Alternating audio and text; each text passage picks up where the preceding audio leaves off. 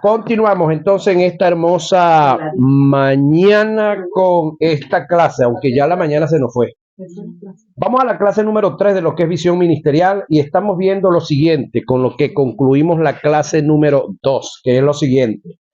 Poderosamente me llamó la atención esto. La visión es tan importante que ella determina la vida y el destino de los hombres.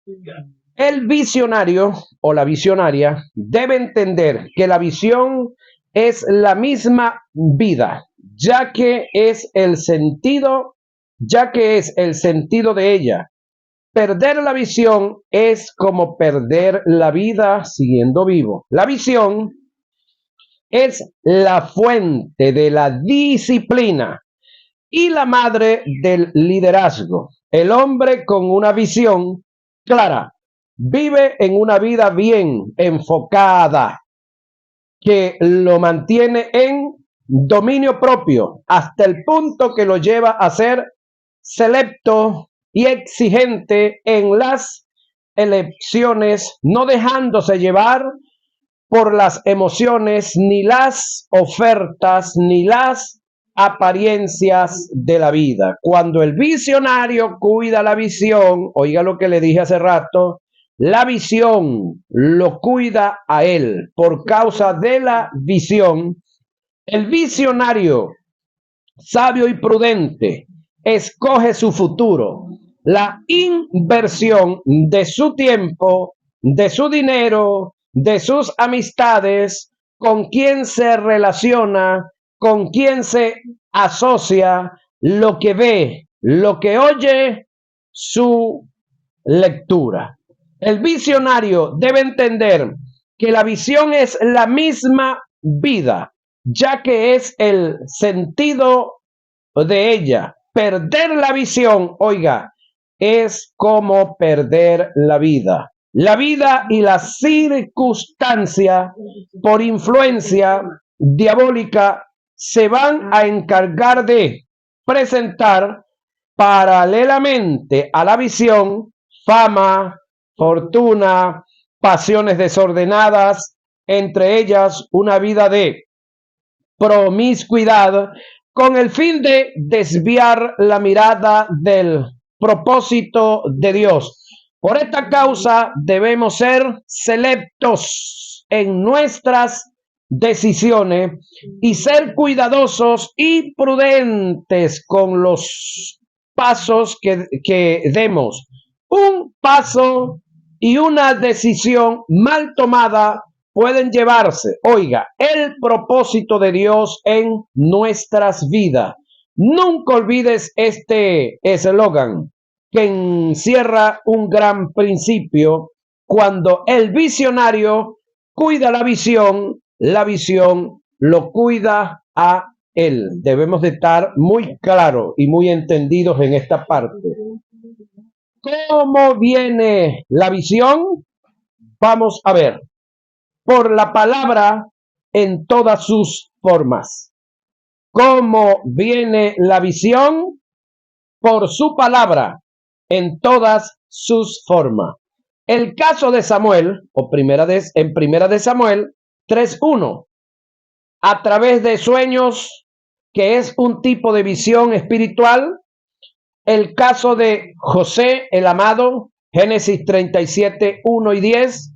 El caso de Jacobo, Génesis 28, 10 y 16, a través de ángeles. El caso de Moisés, Éxodo 3:1. El caso de María, la madre de Jesús, Lucas 1, 26 y 35, a través de un trato directo de Dios con el hombre. El caso de Pablo y el apóstol, Hechos 9:16. Sin embargo, yo quiero hacer unos pequeños comentarios aquí. El escritor dice cómo viene la visión, pero luego entonces me presenta acá varios casos, varios testimonios, a través de sueños, que es un tipo de visión espiritual. Me presenta el caso de José el amado, me presenta el caso de Génesis 30, la base está en Génesis 37, 1 y 10, el caso de Jacob, y el caso de Génesis 28:10. Sin embargo, yo quiero que entendamos algo. Luego me habla que a través de los ángeles y a través de un trato directo de Dios en el caso de Pablo. Ahora, la visión, por supuesto, de Dios va a venir de Dios, pero podemos entender que en el caso de los habitantes del Antiguo Testamento, en su mayoría fueron tratados por ángeles. ¿Sí? En el caso de Pablo, ¿por qué Pablo no fue tratado con ángeles siendo un caso del Nuevo Testamento, sino que lo trata Jesús directo? Algo parecido al caso de Cornelio, sí, que fue tratado por ángeles también, no por Jesús directo. Luego el Espíritu Santo va y habla con Pedro para que Pedro vaya al sitio. Ahora, en el Antiguo Testamento Dios se valía de ángeles en su mayoría. Pero ahora en el Nuevo Testamento, cuando hablamos de visión, cuando hablamos del trato de Dios con su iglesia, no va a usar ángeles. ¿Por qué razón? ¿Es que Dios está imposibilitado de usar ángeles? No. Estamos en otra dispensación, estamos en otro sacerdocio. ¿Va a usar a Jesús? No. Porque Jesús está sentado ¿a dónde? A la diestra del Padre, esperando ser enviado hasta las nubes para recibir la iglesia. Entonces, ¿a quién crees que ahorita debe usar Dios, Jehová o Dios Cristo? A la persona del Espíritu Santo, que no tenemos que estarla buscando en el cielo, que no tenemos que estarla buscando en un cerro por allá, en una cueva, en algún lado, sino que tenemos que mirar dentro de nosotros mismos. Entonces, en el caso de ahorita, ¿quién es el que convence al mundo de pecado? Entonces, si el Espíritu Santo es el que nos sacó del mundo y nos hizo iglesia, ¿quién es el que nos va a ubicar en los diferentes espacios donde Dios quiere que estemos trabajando dentro de la iglesia? El mismo Espíritu Santo. Porque aunque Pablo fue tratado directamente, en este caso Saulo fue tratado directamente por Cristo, pero no era iglesia. Él era inconverso. Ahí debemos estar claros. Ahora, después que Pablo se convierte, ¿sí? Después que Pablo se convierte, ¿quién es el que le dice a Ananías que vaya a visitar a un tal Saulo? ¿Y quién es el que le dice a Pablo que viene un tal Ananías? Entonces ubiquémonos ahorita en el espacio y tiempo. Que el que va a tratar con nosotros unipersonal es el Espíritu Santo. No va a venir a través de otros y de otras.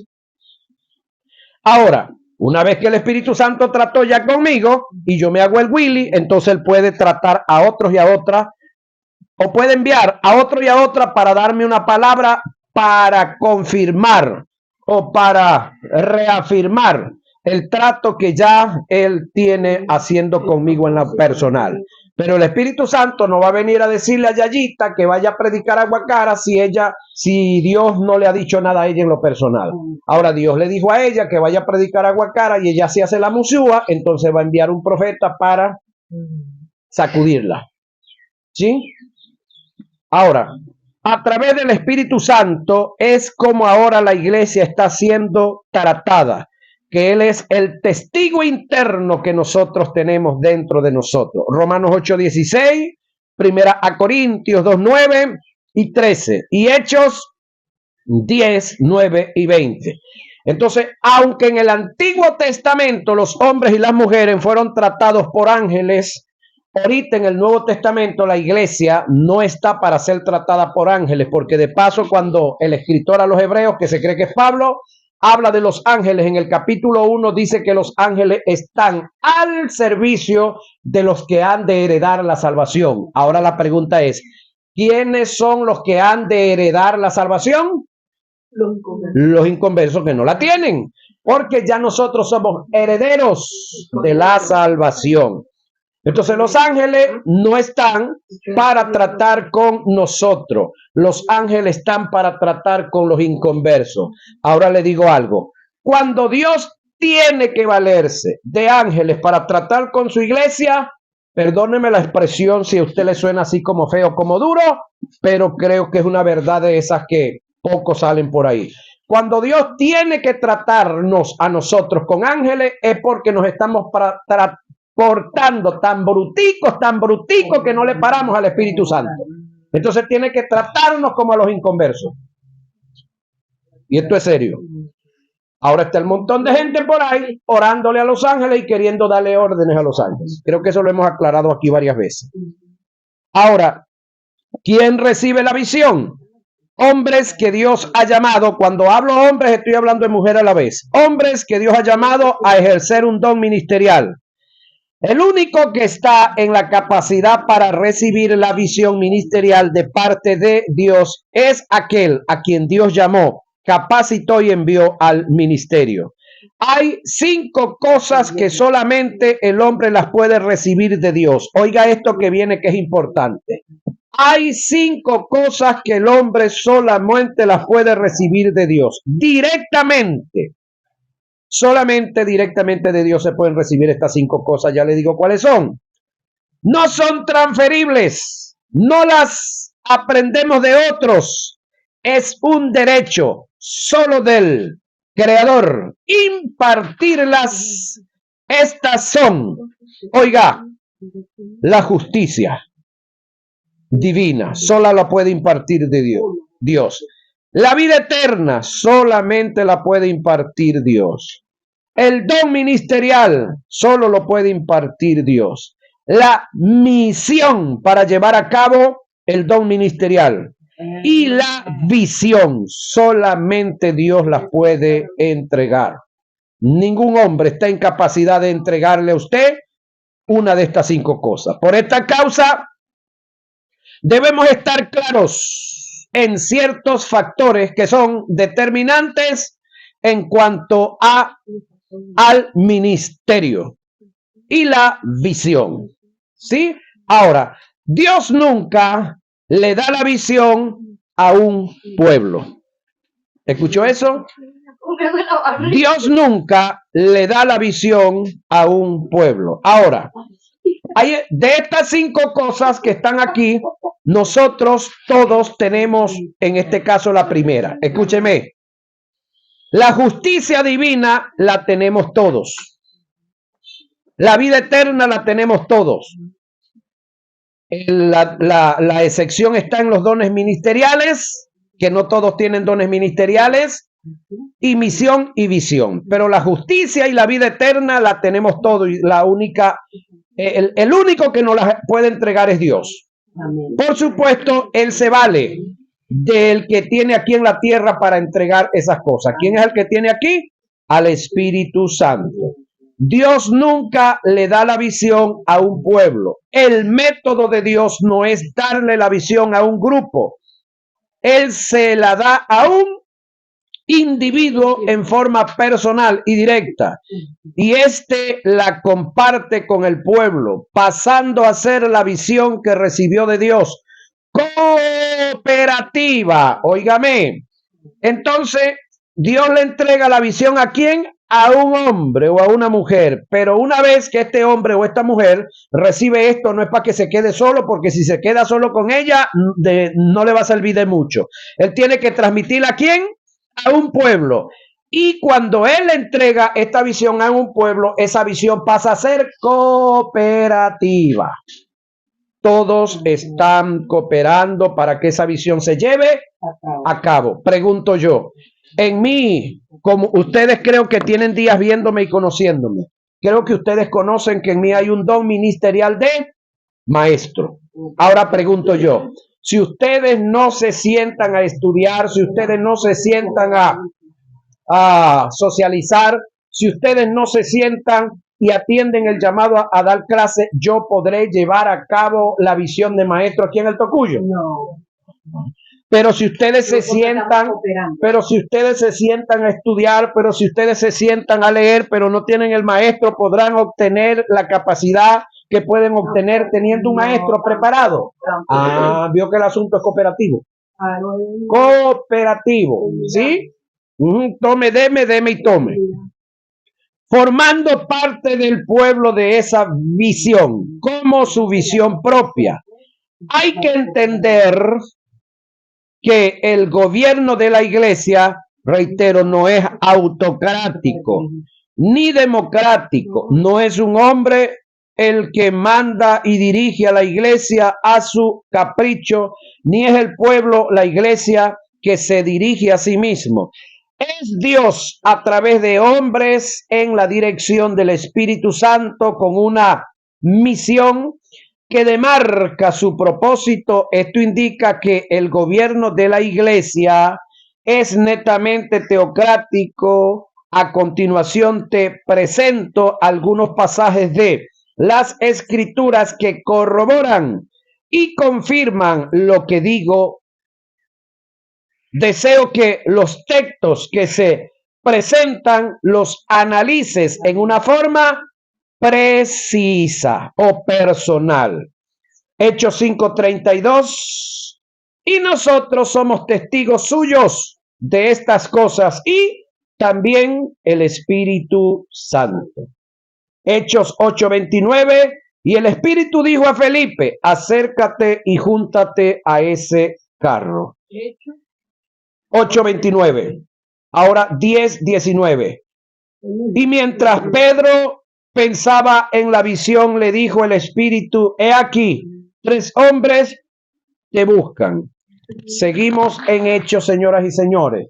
11:12. El Espíritu me dijo, hablando Pedro, que fuese con ellos. Eso es a la visión que le había mostrado.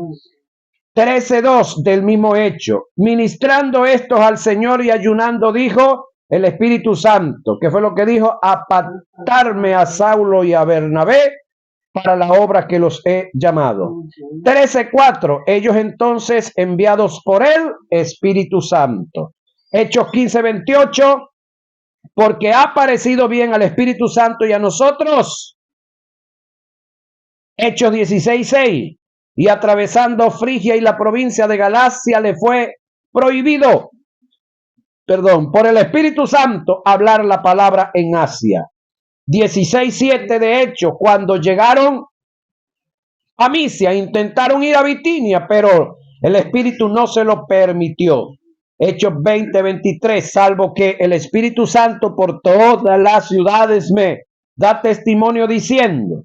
20:28 de hecho, por tanto, mirad por vosotros y por todo el rebaño en que el Espíritu Santo os ha puesto por obispos para apacentar la iglesia del Señor, la cual ganó, ¿quién? El Señor, por su propia sangre. Así que no somos dueños de nada.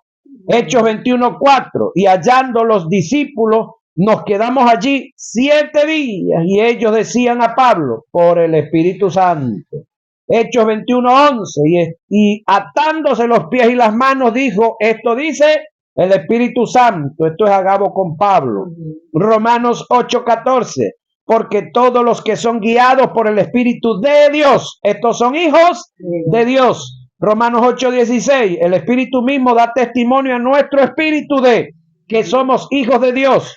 Romanos 8:26, y de igual manera el Espíritu nos ayuda en nuestras debilidades. Apocalipsis 2:7, el que tiene oídos, oiga lo que el Espíritu dice a la iglesia. Apocalipsis capítulo 1, 2 y 3. Nota, según estos pasajes, podemos observar que quien dirigía y dirige la iglesia es Dios por el Espíritu Santo. No son ángeles, no son líderes como tal. Dios usa a los líderes, sí, que se dejan dirigir, pero tenemos muchos líderes que no están siendo dirigidos por el Espíritu Santo. Ese es otro problema que tenemos.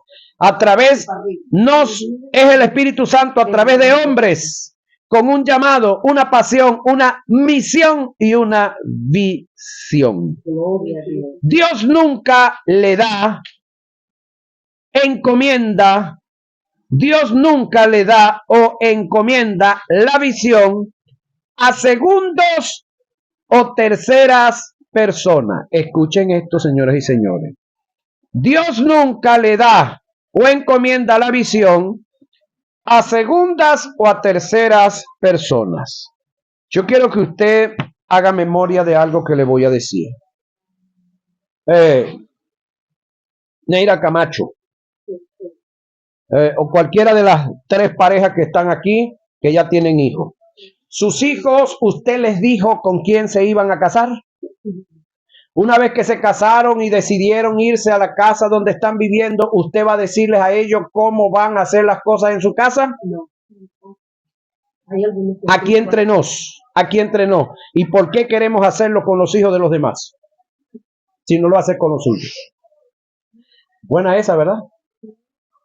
Ahora, el detalle está,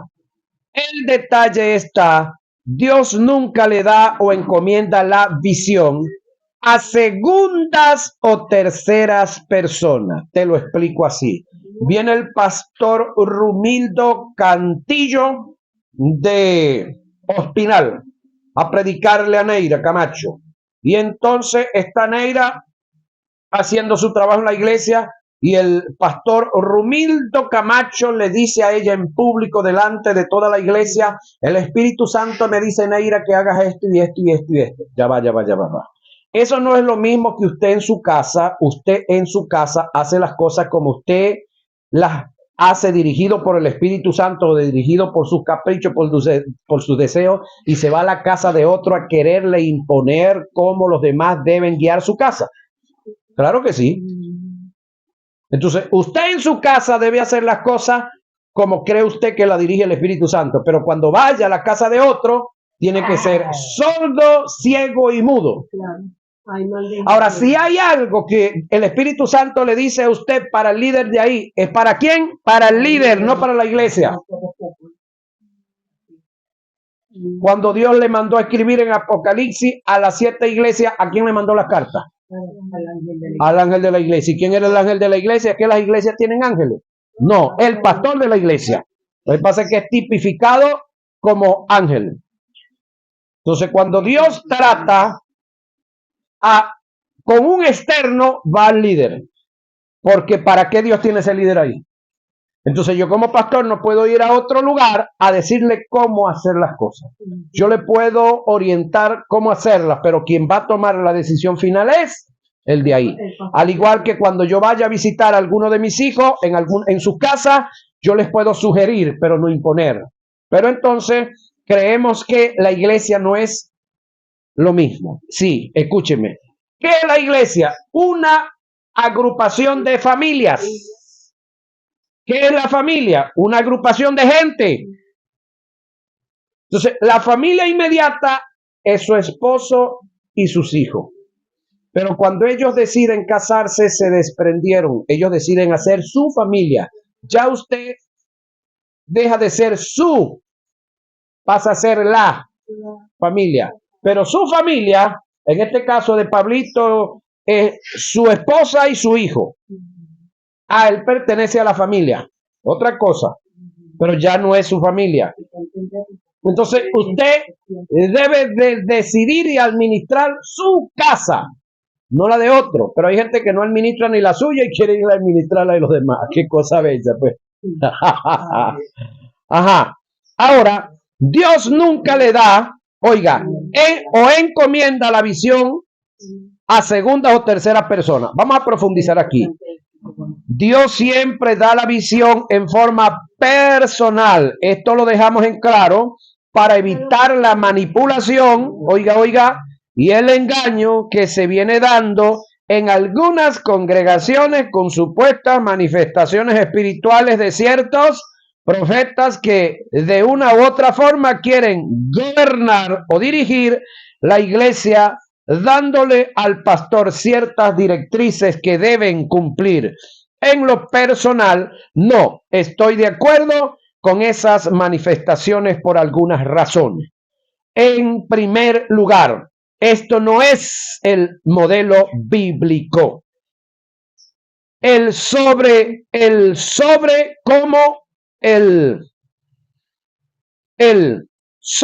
cómo operan los dones del Espíritu, o el saber cómo operan los dones del Espíritu. Los dones no dan sorpresas, es decir, no sorprenden ni toman a nadie desapercibido. Es como le pasó un caso por allá en Barquisimeto, sorpresa ni nos agarran desapercibidos. Tengo una amiga en Barquisimeto que estaba visitando por allí una iglesia y se le acercó un supuesto profeta y le dice: hermana, el Espíritu Santo me dice que tú eres la mujer que él tiene para mí como esposa. Y la mujer le dice: bueno, hermano, dígale al Espíritu Santo que le diga qué voy a hacer con el hombre que está en la consola, en el sonido, porque él es mi esposo. Y era el profeta de la iglesia.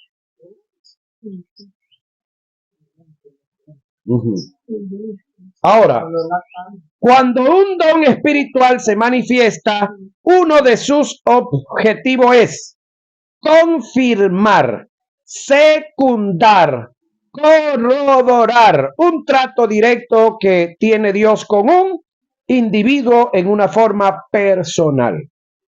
En segundo lugar, cuando un don espiritual se manifiesta, lo hace bajo el principio de reciprocidad o correspondencia mutua. Es decir, cuando la segunda persona manifiesta el don por el Espíritu, tú estás enterado de la situación que manifiesta el don.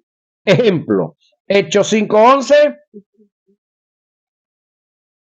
9, 10 y 19 y 10, 1 y 21.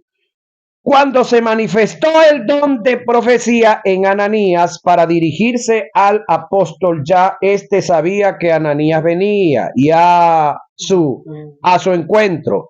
Aquí se observa el principio de reciprocidad y correspondencia mutua. Dios siempre da la visión al ministro en forma personal. Oiga, que Dios tome una segunda persona para confirmar un trato directo que él tiene con el ministro o líder acerca de la visión. Estamos de acuerdo, pero que quede bien claro, los dones confirman, corroboran, no manipulan ni dan sorpresas. ¿Sí? Es cierto que nadie puede tener visión ministerial si no ha sido llamado al ministerio, pero también es cierto que nadie puede alcanzar la visión con todo y que tenga ministerio si antes no ha sido enviado al ministerio. Esto se aclara para evitar y corregir ciertos desajustes que se han venido dando en nuestras iglesias con algunos líderes.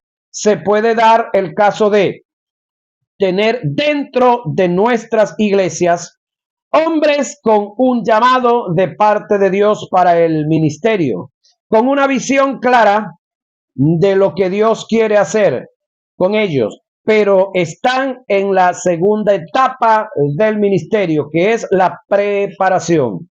Al concluir esta etapa pasan a la tercera, que es el envío, y después de ser enviado, bajo los principios bíblicos, usando los elementos externos, se hace la ordenación externa, haciendo público el envío y de esta forma poder alcanzar la visión. Pero mientras estén en el tiempo de la capacitación o preparación, lo que se conoce como la segunda etapa del ministerio, deberán trabajar y someterse a la visión del ministerio que tengan al frente. El no hacerlo de esa forma serían entrar en el terreno de la rebeldía, el cual es aborrecido por Dios y te es contado como pecado. Ahora, alcanzar la visión. Lo importante no es tener una visión, oiga, sino poderla alcanzar. Es tan determinante tener un punto de salida como un punto de llegada. Sería muy triste y degradante para una persona que se consiga en un lecho a punto de morir y no se sienta realizado en sus objetivos.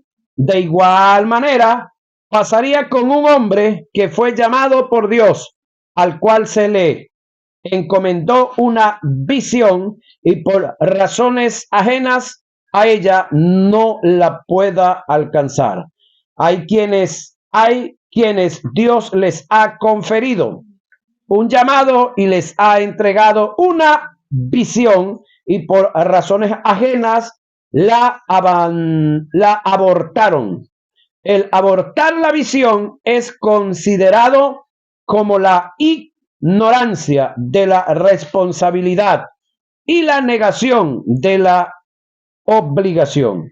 El abortar la visión es votar y suicidar el potencial que Dios ha puesto en nosotros.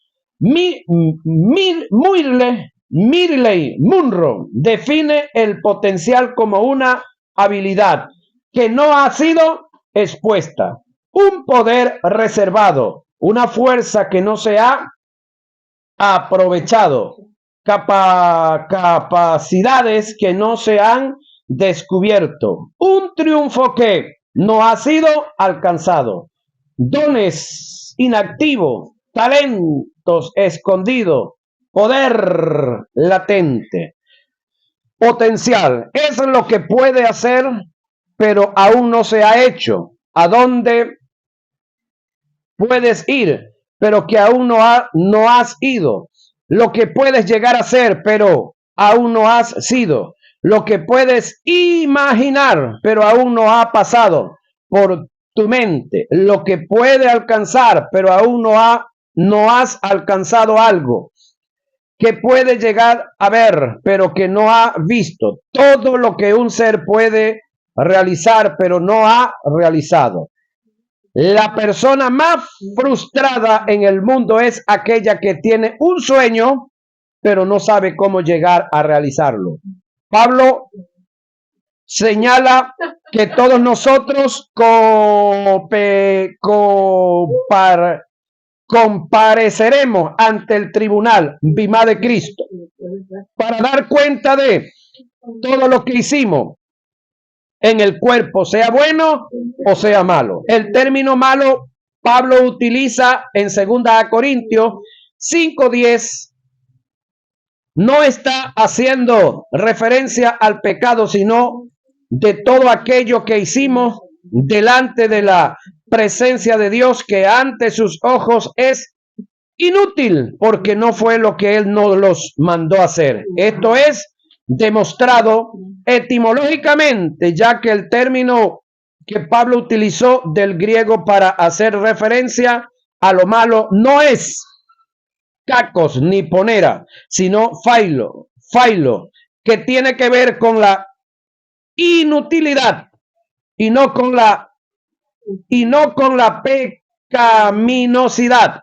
Esto indica que en el tribunal de Cristo no se juzgará el pecado del hombre, sino su inutilidad.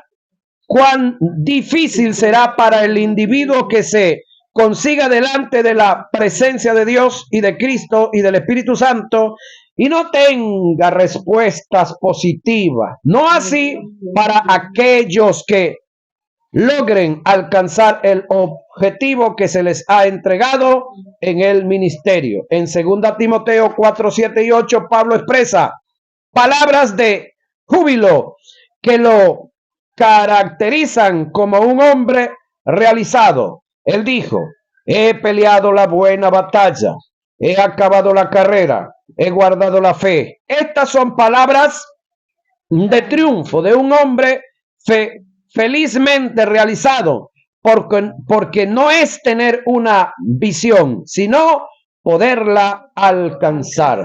Siempre lo he dicho y lo afirmo por escrito, que no hay mayor fracasado que aquel que fracasa en lo que Dios le llamó a hacer, porque para efectos de Dios, para otra cosa, no funciona, no sirve. En el ministerio, si nos detenemos, perdemos. Si nos regresamos, fracasamos. Lo curioso del caso es que en el ministerio, si nos detenemos, otros se detienen. Y si nos regresamos, otros se regresarán. Tenemos el ejemplo claro en Juan 21:3. Pedro dijo, voy a pescar. Los demás que estaban con él dijeron, nosotros también iremos contigo.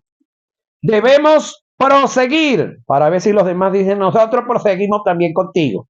Al blanco, cueste lo que nos cueste, y por ninguna circunstancia detenernos, abandonar el objetivo principal y absoluto del ministerio, que es la visión. Sería la tragedia más grande que podrías suceder en tu vida ministerial. Lo serio del caso es que si te detienes, quienes te sigan se detendrán. En Marcos 5, 21 y 34 se nos da un ejemplo clave. Cuando Jesús iba a la casa de Jairo, le seguía una gran multitud que seguía. Algunos historiadores dicen que eran 5,000 personas. Cuando la mujer que padecía de flujo de sangre tocó el borde del manto de Jesús, al instante Jesús se detuvo y la multitud también.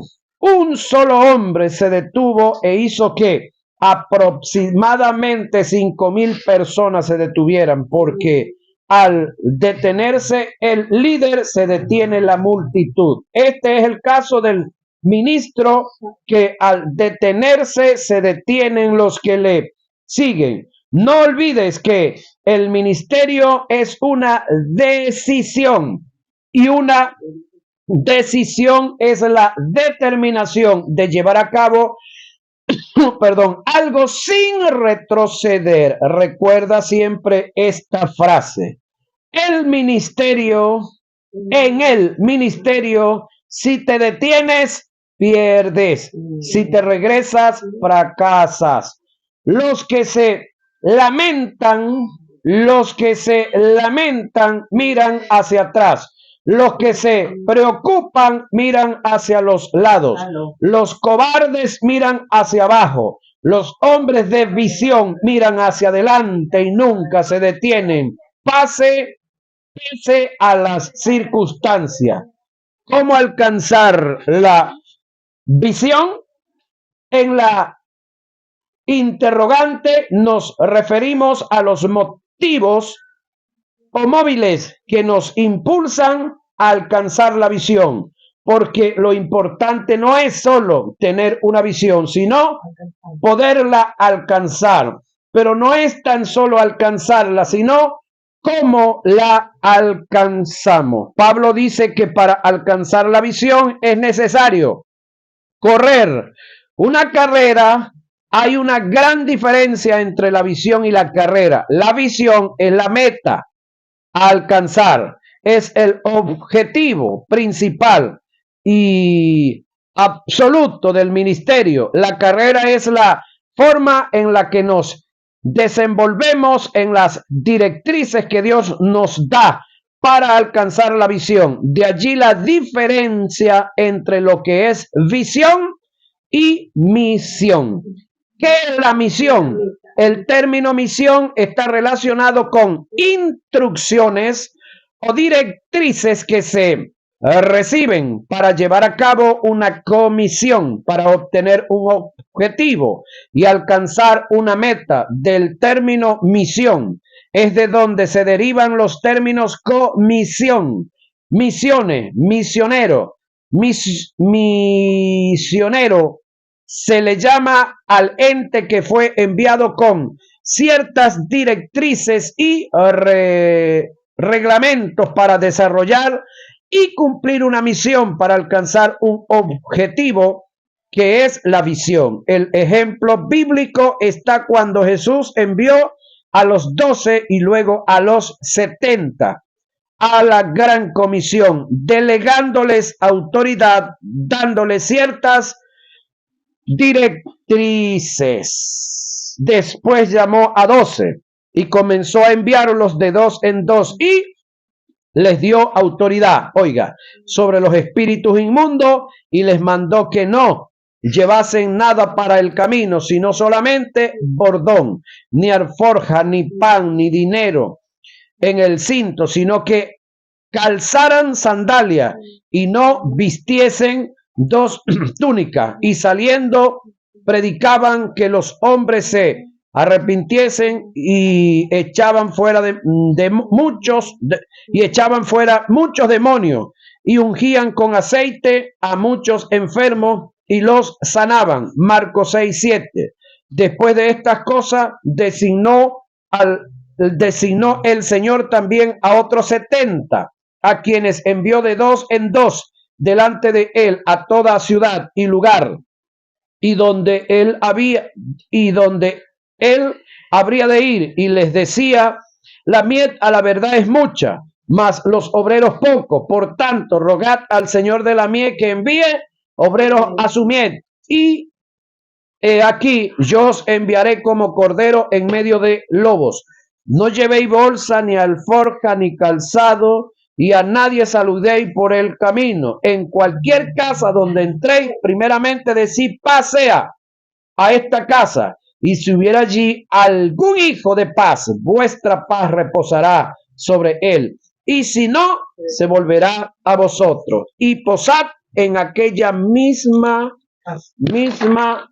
casa, comiendo y bebiendo lo que os den, porque el obrero es digno de su salario. No os paséis de casa en casa. En cualquier ciudad donde entréis y os reciban, comed lo que os pongan delante y sanad a los enfermos que en ella haya, y decidle: se ha acercado a vosotros el reino de Dios. Lucas 10:1-9.